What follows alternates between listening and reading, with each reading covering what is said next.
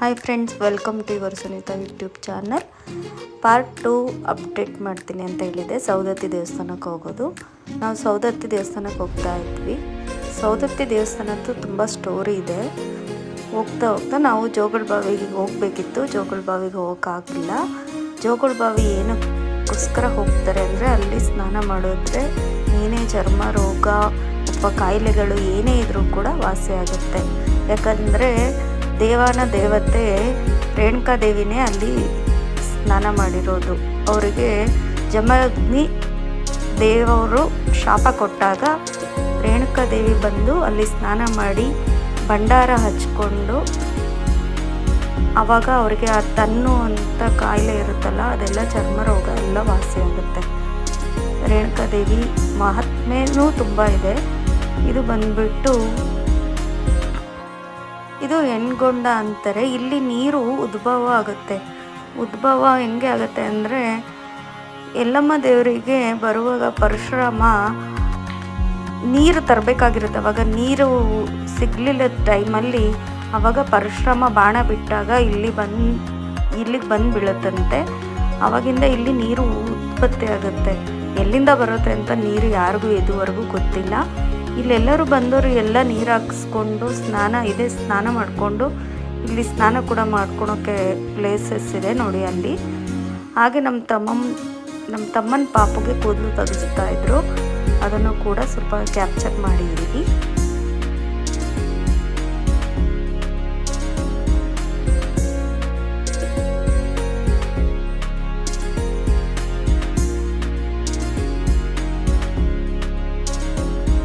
ಪಾಪು ನೋಡಿ ಎಷ್ಟು ಚೆನ್ನಾಗಿ ಸೈಲೆಂಟಾಗಿ ಕೂದಲು ತೆಗೆಸ್ಕೊತಾ ಇದ್ದಾಳೆ ಅಂತ.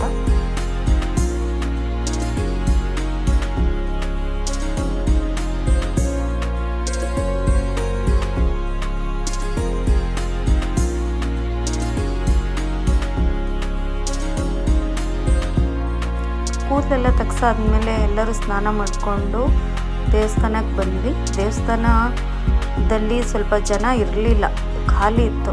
ನಮ್ಮ ಅದೃಷ್ಟ ಅನಿಸುತ್ತೆ. ಮೇ ಬಿ ಜನ ಯಾರೂ ಇರಲಿಲ್ಲ, ಖಾಲಿ ಇತ್ತು. ನಮಗೆ ದೇವ್ರ ದರ್ಶನ ತುಂಬ ಚೆನ್ನಾಗಾಯಿತು.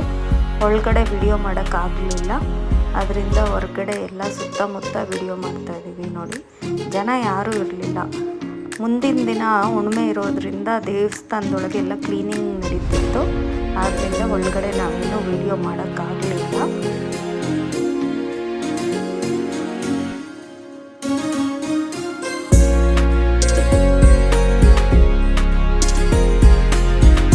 ಹಾಗೆ ನಾವು ದೇವಸ್ಥಾನದಿಂದ ಹೊರಗಡೆ ಬಂದು ಕಾರ್ಗಳನ್ನ ಪೂಜೆ ಮಾಡಿಸೋಕ್ಕೆ ಅಂತ ಐನೂರಿಗೆ ಕರ್ಕೊಂಡ್ಬಂದು ಅವರು ಕಾರ್ ಪೂಜೆ ಮಾಡೋಕ್ಕೆ ಶುರು ಮಾಡಿದ್ರು.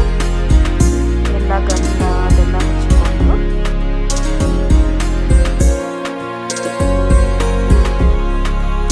ಕಾರ್ ಪೂಜೆ ಆದಮೇಲೆ ನಾವು ಹೊರಟಿದ್ದು.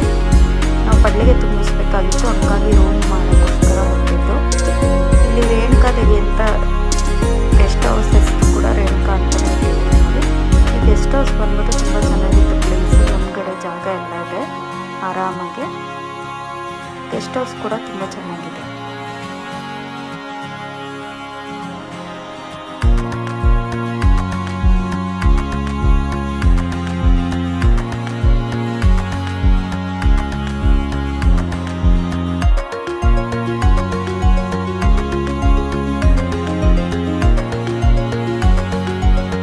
ಅದಾದಮೇಲೆ ಎಲ್ಲ ಅಡುಗೆ ಮಾಡೋಕ್ಕೋಸ್ಕರ ಎಲ್ಲ ತರಕಾರಿಗಳು ಕಟ್ ಮಾಡಿಕೊಂಡು ರೆಡಿ ಮಾಡ್ಕೊಳ್ತಾ ಇದ್ವಿ.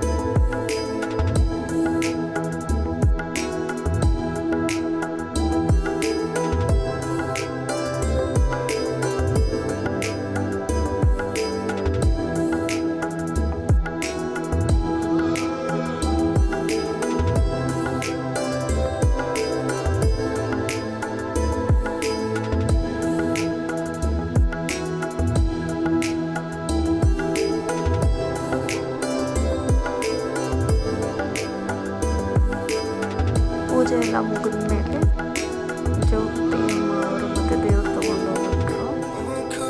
ಅವರಿಗೆಲ್ಲ ಕಳಿಸ್ಕೊಟ್ಟು